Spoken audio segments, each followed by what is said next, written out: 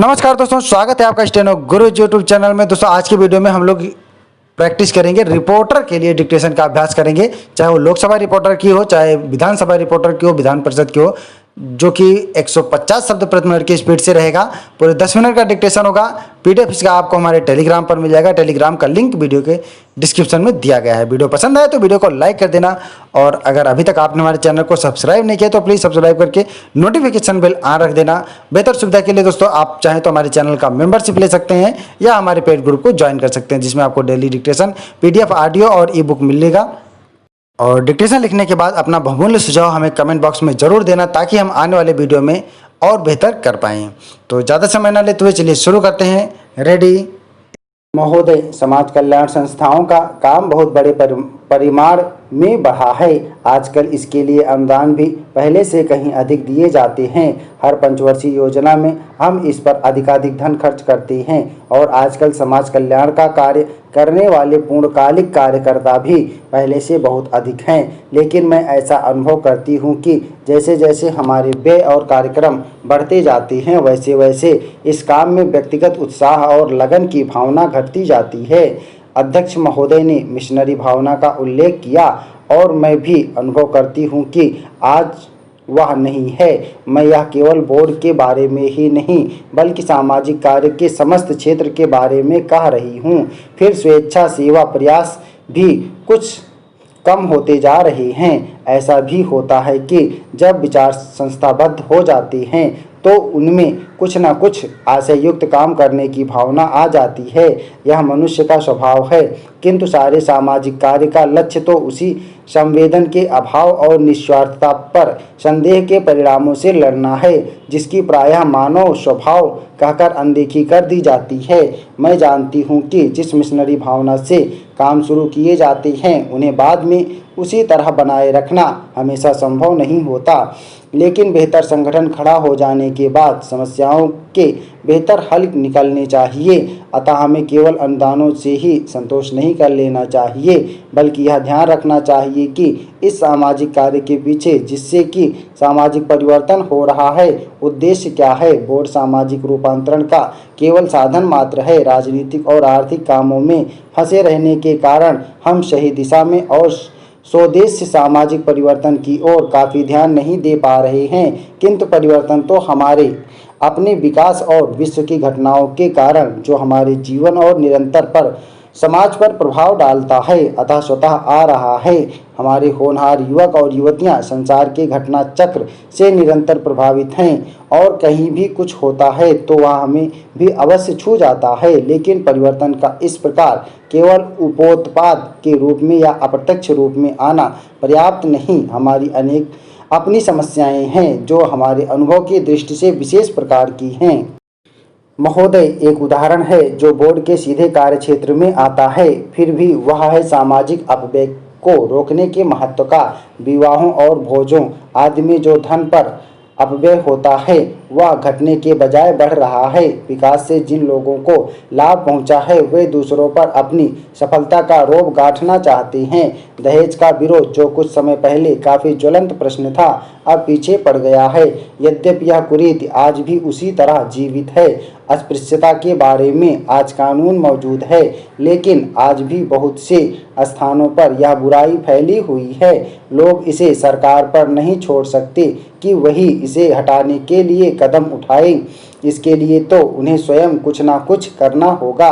विशेष रूप से समाज कल्याण के क्षेत्र में केवल सरकारी कार्रवाई पर्याप्त नहीं हुआ करती। जनता और सरकार दोनों को मिलकर एक दूसरे का हाथ मजबूत करना चाहिए और पूरे अधिकतम सहयोग से काम करना चाहिए। अपने कार्यक्रमों को पूरा करने के अतिरिक्त समाज कल्याण संगठन को भी अंधविश्वासों से लड़ने और लोगों में तर्कसंगत दृष्टिकोण अपनाने की ओर ध्यान देना चाहिए। समाजसेवी संस्थाएं दैनिक जीवन में वैज्ञानिक चिंतन को लोकप्रिय बनाने के लिए बहुत कुछ कर सकती हैं। जाति या समाज के नाते हम लोगों को स्वास्थ्य और शिक्षा की ओर कहीं अधिक ध्यान देने की आवश्यकता है। इसके लिए आवश्यक है सही वातावरण, आदतें और सामाजिक दृष्टि, ताकि हमें अपने व अपने आसपास के लिए उचित सफाई, बेहतर पोषाहार और स्वास्थ्य की सुविधाएं प्राप्त हो सकें। सफाई के बारे में हमारा कुछ अजीब दृष्टिकोण है। हम अपने घर की तो सफाई करते हैं, पर कूड़ा करकट दरवाजे पर ही डाल देते हैं। हम स्वयं तो रोज नहाते हैं, पर हमारी सड़क या गली गंदी है, जिसकी तनिक भी चिंता नहीं करते। बड़े शहरों में और उन इलाकों में भी जहां पढ़े लिखे और खाते पीते लोग रहते हैं, कूड़ा करकट जमा रहता है और कोई इसकी परवाह नहीं करता। स्पष्ट रूप से यह स्त्रियों की संस्थाओं और समाज कल्याण संगठनों का काम है। समाज कल्याण संस्थाओं के लिए परम आवश्यक है कि वे समूचे क्षेत्र के सुधार के लिए आपसी तालमेल रखें। सरकारी विभागों का आपसी तालमेल भी बहुत आवश्यक है, जिससे स्थिति सुधर सकती है। सभापति महोदय, मैं वित्त विधेयक का समर्थन करने के लिए खड़ा हुआ हूँ। उत्तर प्रदेश की जनसंख्या बहुत बड़ी है और उसका क्षेत्र भी बहुत बड़ा है, इसलिए यह आवश्यक है कि उत्तर प्रदेश को उसकी जनसंख्या और क्षेत्र के अनुसार विकास योजनाओं के लिए केंद्र से आर्थिक सहायता दी जाए। इसके बिना उत्तर प्रदेश की उन्नति होना असंभव है। भारत का किसान इस देश का जीवन है। किसान पर ही सारी खुशहाली और उन्नति निर्भर करती है। अगर उसका जीवन समृद्ध होगा तो देश भी समृद्ध होगा। इसलिए यह आवश्यक है कि किसान के दैनिक जीवन की चीज़ें सस्ती हों और उसके खाद और कृषि यंत्र आदि सस्ते दाम पर मिल जाएं। पानी के लिए उसको भगवान की तरफ ना देखना पड़े, बल्कि उसको सिंचाई के विषय में आत्मनिर्भर बनाया जाए। जब तक किसान को पूरी सुविधाएं नहीं दी जाएंगी, तब तक देश उन्नति नहीं कर सकता है। मेरा यह निवेदन है कि जिन परिवारों में खेती का काम होता है, उन परिवारों के बच्चों को कृषि विभाग में नौकरी देनी चाहिए।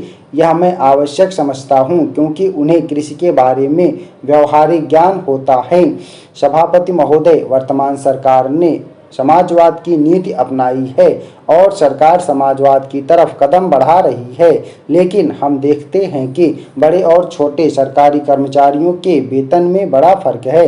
कुछ अधिकारियों का वेतन हजारों में है, जबकि चपरासी आदि छोटे कर्मचारियों को सिर्फ 5,000 या 7,000 रुपये मिलते हैं। आज वेतन में यह जो फर्क है वह समाप्त होना चाहिए। मेरा निवेदन है कि सरकारी कर्मचारियों के वेतन में बहुत ज़्यादा का अंतर नहीं होना चाहिए, तभी हम कह सकते हैं कि हिंदुस्तान में समाजवाद है। किसान की रोजाना के उपयोग की चीज़ें बहुत महंगी होती जा रही हैं। देश में महंगाई दिन प्रतिदिन बढ़ रही है और सारे देश में बेचैनी फैली हुई है। इस बढ़ती हुई महंगाई को रोकना आवश्यक है, नहीं तो देश में क्रांति हो जाएगी। आप इस सच्चाई को छिपा नहीं सकते कि आज देश में चारों तरफ बड़ा असंतोष है और लोग बड़ी आशा से हमारी तरफ देख रहे हैं, लेकिन महंगाई हमारे नियंत्रण से बाहर होती चली जा रही है। देश में काले धन की बड़ी चर्चा की जाती है, उसको निकालने के लिए बड़े प्रयत्न किए गए हैं। सभापति महोदय, सरकार इस स्थिति में नहीं आई है कि वह कह सके कि देश में काला धन नहीं है। काले धन को निकालने के और प्रयत्न होने चाहिए, लेकिन उसके साथ साथ इस दिशा में भी कदम उठाए जाएं कि ऐसे कामों पर रोक लगाई जाए जिससे लोगों को काला धन कमाने का अवसर ही ना मिले। आज हमारे देश के विभिन्न प्रदेशों और क्षेत्रों की स्थिति में बड़ा अंतर है। इस अंतर को समाप्त किया जाना चाहिए। मुझे आशा है कि वित्त मंत्री महोदय मेरे इन सुझावों पर अवश्य ध्यान देंगे। कल मैं वित्त मंत्री जी को बता रहा था कि आप एक तरफ से नए नए कर लगाकर खजाने को भरने की कोशिश कर रहे हैं और दूसरी तरफ आपके विभाग उस खजाने में छेद कर रुपया निकाल रहे हैं। इस तरफ उनका ध्यान जाना चाहिए। मैंने इस संबंध में एक उदाहरण दिया था कि एक लंबी चौड़ी सड़क पर एक ही तरह का काम होने वाला था। एक ठेकेदार ने 4 लाख रुपए प्रति मील और दूसरे ठेकेदार ने 10 लाख रुपए प्रति मील के हिसाब से रुपया मांगा। जब मंत्री महोदय के सामने यह चीज लाई गई तो इस बात की जांच हुई, जिससे कुछ करोड़ रुपयों की बचत हुई। अगर सब मामलों की जांच हो जाती तो कई करोड़ रुपयों की बचत हो सकती थी। जैसा कल मैंने वित्त मंत्री जी से कहा, उन्होंने 2 करोड़ रुपए की करों में छूट देकर हम पर एहसान लाद दिया, लेकिन मैं तो आपका कई करोड़ रुपयों का लाभ करा रहा हूं।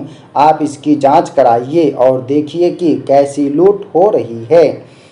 इतना ही नहीं, इसका प्रभाव दूसरे विभागों पर भी पड़ रहा है। वहाँ पर जो दूसरे विभाग काम कर रहे हैं उनकी दरें भी बढ़ रही हैं या दरें बढ़ने के लिए उनकी मांग बढ़ रही है। जब वही काम एक जगह अधिक लागत में होगा तो दूसरी जगह वही काम कम लागत में नहीं हो सकता, इसलिए या तो वह चोरी करेगा या दर बढ़वाएगा। अगर एक सड़क पर एक ऐसा होता है तो वहाँ जो दूसरे काम चलते हैं उनमें भी ऐसा ही होता है।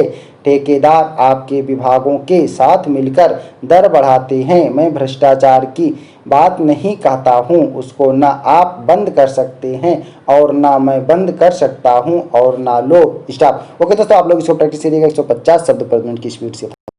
आई होप दोस्तों कि आपको वीडियो पसंद आया होगा। पीडीएफ इसका आपको हमारे टेलीग्राम पर मिल जाएगा। टेलीग्राम का लिंक वीडियो के डिस्क्रिप्शन में दिया गया है। अगर आप हमारे टेलीग्राम लिंक से नहीं जुड़ पा रहे हैं तो गूगल प्ले स्टोर में जाकर टेलीग्राम इंस्टॉल करके उसमें स्टेनो गुरुजी सर्च करेंगे तो आप हमारे ग्रुप से जुड़ पाएंगे और वहाँ पे पीडीएफ डाउनलोड कर पाएंगे। अगर आप डेली डिक्टेशन पाना चाहते हैं तो आप हमारी मेंबरशिप ले सकते हैं चैनल का, जिसमें डिटेल में दिया हुआ है।